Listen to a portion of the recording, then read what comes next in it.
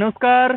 Live तस्वीरें आप देख पा रहे हैं हिसार शहर के लघु सचिवालय के मेन गेट के बाहर से। आज दिन भर से यदि हम बात करें तो पूरे हरियाणा से ही, और ना सिर्फ हरियाणा से बल्कि पूरे देश भर से हजारों लाखों की संख्या में किसान भाई आज सुबह से ही हिसार में पहुंचे हुए हैं। पगड़ी संभाल जट्टा संघर्ष समिति के बैनर तले लाखों की संख्या में किसान आज हिसार में क्यों पहुंचे, ऐसी क्या नौबत आ पड़ी कि अपने घर पर रात बिताने वाले किसान आज हिसार में सड़कों पर उतर आए हैं। बातचीत करेंगे और जानेंगे कि आखिर पूरा मामला क्या है। नमस्कार भाई साहब। नमस्कार जी। आज दिन भर हमने देखा पूरे शहर में जाम भी लगा रहा, और जो चाहे शहर का जो सेंटर रोड है या इसके अलावा बाईपास वगैरह, जहां हजारों की संख्या में ट्रैक्टर और लाखों की संख्या में किसान भाई पूरे दिन भर हमने आज शहर में देखे। और अभी भी हम देख पा रहे हैं कि आपने रात्रि में भी यहाँ पर पड़ाव डाला हुआ है, क्या कारण है? जी, हम तो मजबूर है रात्रि में पड़ाव डालने के लिए, क्योंकि सरकार बीमा कंपनियों के साथ मिली हुई है। रिलायंस कंपनी को हिसार का टेंडर दिया हुआ है, वो हमारा बीमा क्लेम जो बढ़ चुका है वो दे नहीं रहे हैं। ये जी हमारा जो 2022 के अंदर कॉटन का बीमा कटवाया था, तो उसका हमारे किसानों का हिसार जिले का है 1,39,023 किसानों का बीमा क्लेम बनता है, जो करीब ये मान के चलो 15 से 33,000 रुपये तक क्लेम बनता है। तो मैं 20 के एवरेज मानता हूँ। 20 से भी आप गुणा करोगे 1,39,023 को, तो ये 2,78 करोड़ और 4,60,000 रुपये बैठते हैं जी। मुआवजा इसके आगे कुछ नहीं है। लेकिन कंपनियों के साथ सरकारी साठगांठ कर रही है, हमारा बीमा क्लेम दे नहीं रही है। हम 10वें महीने से चक्कर काट रहे हैं, रिवर्ट डाल दिए थे फार्म, क्योंकि ये एक भारत सरकार की गाइडलाइन है जी। भारत सरकार की गाइडलाइन के अनुसार ये जो केसीसी से बीमा कटवाते हैं उसका 15 अगस्त लास्ट डेट होती है। फार्म को रिवर्ट करो या कुछ भी करो चेक करके, और 31 अगस्त होती है जो सीएससी से जो प्राइवेट बीमे कटते हैं उसकी। लेकिन 1 अगस्त को यदि जमींदार बीमा कटवाने भी जाए ना, 31 जुलाई लास्ट डेट होती है, 1 अगस्त को ये कह देते जी बीमा नहीं कटेगा, हम सॉरी, क्योंकि 1 अगस्त को ये बीमा नहीं काटेंगे। तो हमारा फरवरी में क्लेम आना चाहिए था जी, 6वां महीना लग जाएगा कल। हम परेशान होकर मजबूर होकर यहाँ आए हैं, क्योंकि अभी यदि हमारा क्लेम आ जाता तो किसानों कर्जे में तो पहले दबा हुआ है। किसी ने केसीसी ले रखा, किसी को कुछ काम है, कोई खाद बीज लेके आएगा तो पैसे आ जाते, जमींदार आपका गुजारा कर सकता था। ये मान के चलो एक किसान का कम से कम 5 किले का तो भी आज के दिन 1 लाख रुपए का नुकसान होने लग रहा है जी। बीमा कंपनी क्लेम नहीं दे रही है। हम तो 10वें महीने से डाल रहे हैं। डीसी साहब के साथ कई बार मीटिंगें भी हो चुकी है, एडीसी साहब के साथ भी हो चुकी है, लेकिन बीमा कंपनी वाले डीसी साहब का फोन ही नहीं उठा रहे। ऊपर से कोई बात करने के लिए आ नहीं रहा। ये लोकल बंदे 8-8, 10,000 में यहाँ पे ले रखे फार्म इकट्ठे करने के लिए, इनसे बात करवाते हैं, इनके पास जवाब नहीं है। क्योंकि कंपनी वाले चंडीगढ़, तो जो अनुराग ठाकुर है, जो उनके भाई स्टेट हेड अनिल ठाकुर है, वो बैठते हैं, वो इनका फोन ही रिसीव नहीं करते। इससे बड़ा दुर्भाग्य हमारा क्या हो सकता है कि कंपनी वाले यहाँ ही नहीं रहे।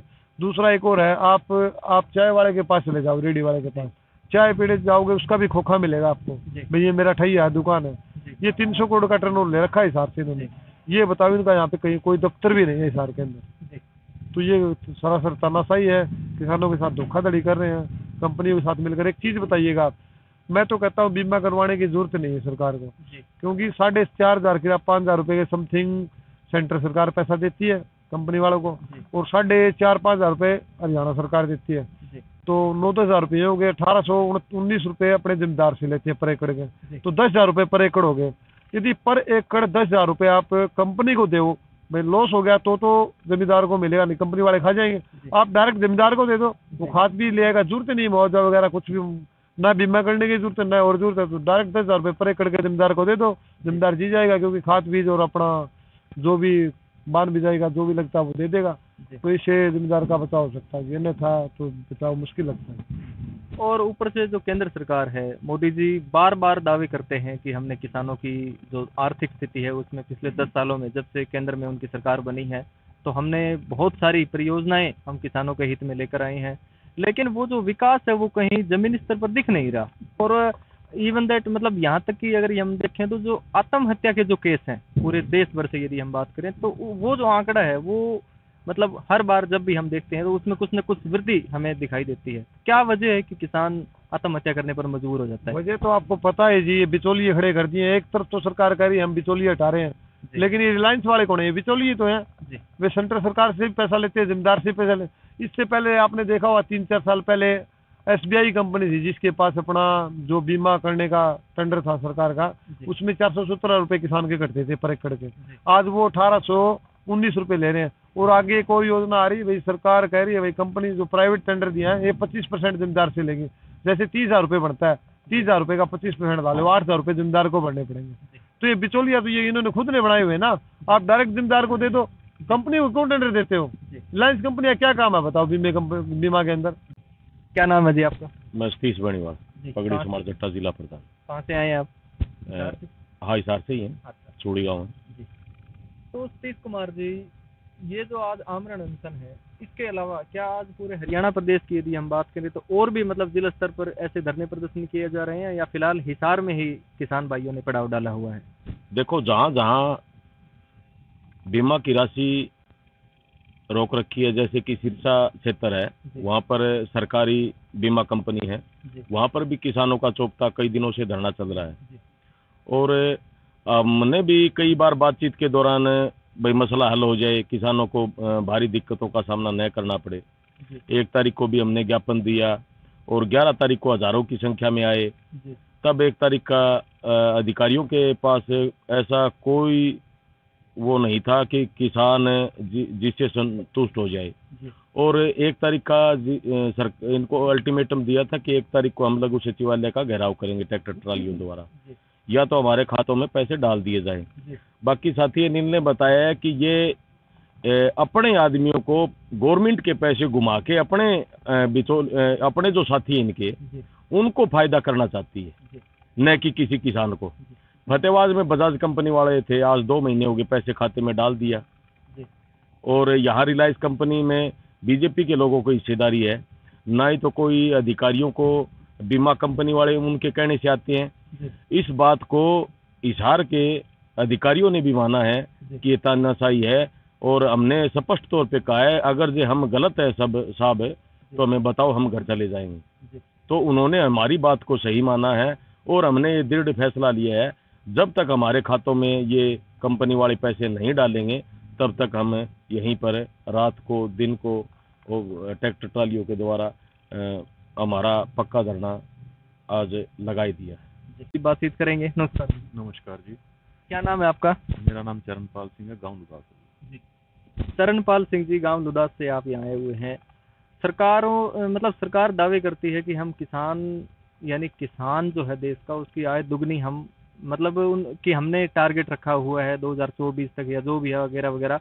लेकिन जो महंगाई है, यदि हम खाद बीज कीटनाशकों की बात करें तो खाद का कट्टा है वो किसी समय में 300-400 रुपये का 250-300 हुआ करता था, लेकिन आज उसके रेट आप और हम देख रहे हैं। इसके अलावा चाहे बीज को ले लीजिए, पेस्टिसाइड है और है जो भी है। तो एक तरफ तो दावे कर रही है कि आय दुगनी करेंगे, और दूसरी तरफ से ऊपर से कई बार मौसमी मार की वजह से भी फसल खराब हो जाती है, तो उसका मुआवजा भी नहीं सरकार टाइम पर दे रही, और जो महंगाई बढ़ रही है वो तो हमारे सामने है ही। क्या कहना चाहेंगे? देखिए, आय डबल करने का इनका टारगेट था 2022 का। 2022 तक आय तो डबल नहीं हुई है, पर खर्चे डबल कर दिए, खर्चे जरूर डबल कर दिए हैं। और आप जहाँ देखो, पिछले साल प्राइवेट सरसों का मान लो 6,000 से ऊपर सरसों बिक रही थी, और इनका रेट 5450 रुपये क्विंटल का है। और वो भी खरीद इन्होंने बंद कर दी 30 मार्च अप्रैल के बाद। तो उसकी भी मांग हम उठा रखी है कि हमारी सरसों की खरीद तो शुरू की जाए। और हमारी प्राइवेट में यही सरसों जो 5400 इनका रेट है, और पिछले साल 6,000 से ऊपर बिक रही थी, अब वो 45 रुपये सरसों बिक रही है। तो किसानों की आय दुगनी की बजाय घाटे में जा रहे हैं किसानों को कोई बचत नहीं आ रही है खेती के अंदर। और ये जो कृषि बिल लेके आए थे, तभी से ये किसानों के पीछे पड़े हुए हैं, 2020 से ही। वहाँ भी किसानों को अपने लड़ाई लड़के बिल रद्द करवाने पड़े हैं, और अब भी जो अपनी फसलें बेचने के लिए भी लड़ाइयाँ लड़नी पड़ रही हैं। तो ये सरकार तो हर तरह पूंजीपति के साथ हो रही है, और किसानों को, मजदूरों को मारने की कगार पर। ये रात्रि का समय है, एक सवाल और पूछना चाहूँगा।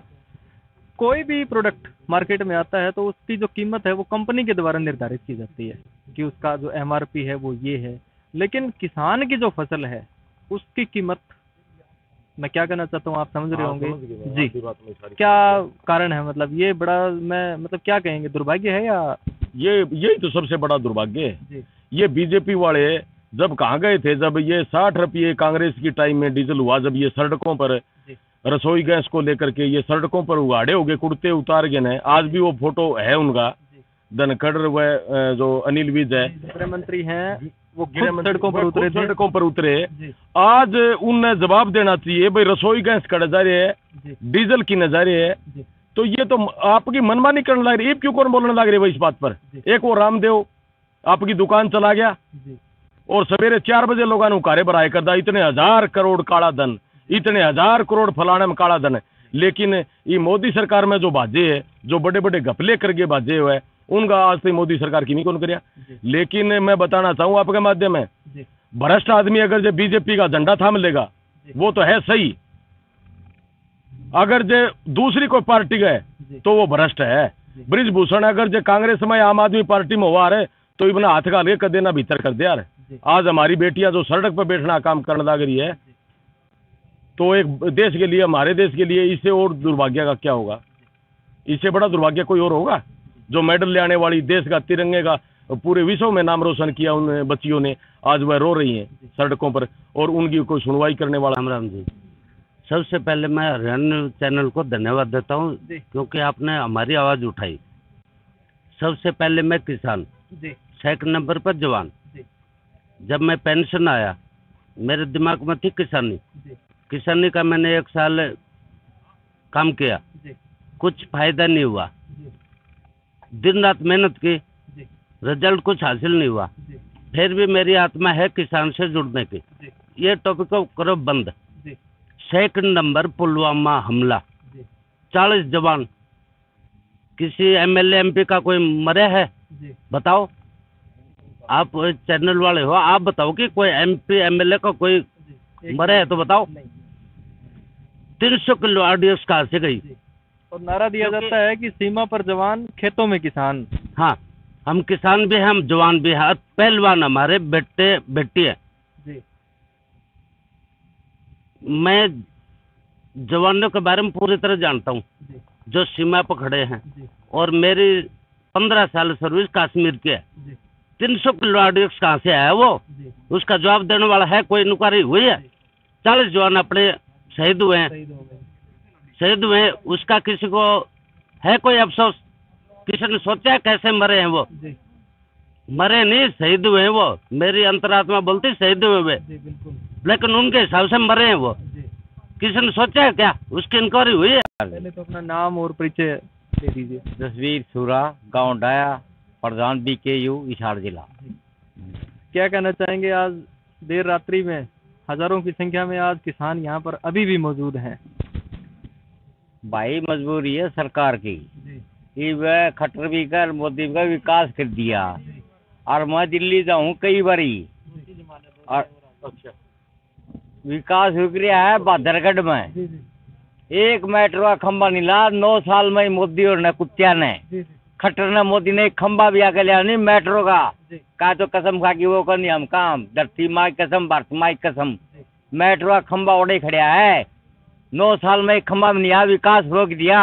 विकास जम गया था, गर्म में अंधा हो गया। एक खंबा भी लाया तो देखो पूरी दुनिया देखा है। मेट्रो का खंबा नहीं, और अंधा तो इशार लगा और बहादुरगढ़ लगा और ओढ़े टेटी खड़ी है भाई। हरियाणा कोई चोर नहीं, कोई लुटेरा नहीं, कमाता है खाता है। तो आपके कहने का मतलब है कि देश में हालात नाजुक हैं? बिल्कुल नाजुक है भाई। वो देख ले, मेट्रो रोक रखी 9 साल होगी, बहादुरगढ़ एक खंबा भी लग गया हो तो बताओ मोदी। अरे खटरा की बता, मैंने कड़ा लग गया खंबा। मैं जाता हूँ दिल्ली, कड़े खंबे लगे। ये बनाओ है बॉम्बे से पठानकोट का रोड, 10 फुट ऊंचा। वो किसका पैसा? किसानों का। मोदी का बाप का कोई नहीं, खट्टर का बाप का नहीं, वो पैसा इन किसानों का है। खून पसीने की कमाई देख, ये साले पड़ रहे हैं कमा कमा के, उस पर हम नहीं चढ़ सकते, ऐसे बना रहे हैं। इनका एक मैन प्रोग्राम है, एक रोटी और पानी की बोतल। 1 क्विंटल लोहा कुटाओगे जी, रोटी देंगे सारे किसान को, मजदूर को। हाँ। तो ये भी आपने देखा, लघु सचिवालय हिसार का जो कोर्ट का जो मेन गेट है, उस पर मैं फिलहाल रात्रि के 10 बजने को हैं और फिलहाल मैं किसान भाइयों के साथ यहाँ बैठा हूँ। पगड़ी संभाल जटा संघर्ष समिति के बैनर तले आज दिन में, जैसा कि मैंने पहले भी बताया, हजारों लाखों की संख्या में किसान भाई आज हिसार पहुंचे हैं और 2022 का 2022 की जो मुआवजा राशि है वो इनका आरोप है कि अभी भी जो प्राइवेट कंपनियां हैं जो बीमे करती है जो क्लेम, लेकिन खातों में किसानों के जो है वो जो वास्तव में जो लाभ पहुंचना चाहिए वो नहीं पहुंच पाता। और डीसी साहब से आज इनकी मुलाकात हुई है और आश्वासन जरूर मिला है कि अगले 2 हफ्ते में मुआवजा आ जाएगा, लेकिन इनका अभी भी कहना है कि यदि ऐसा नहीं हुआ, जब तक मुआवजा राशि खाते में नहीं आएगी हम यहाँ से नहीं उठने वाले। देखते रहिए फर्स्ट हरियाणा न्यूज। लघु सचिवालय कोर्ट परिसर हिसार से मैं रमेश कुमार।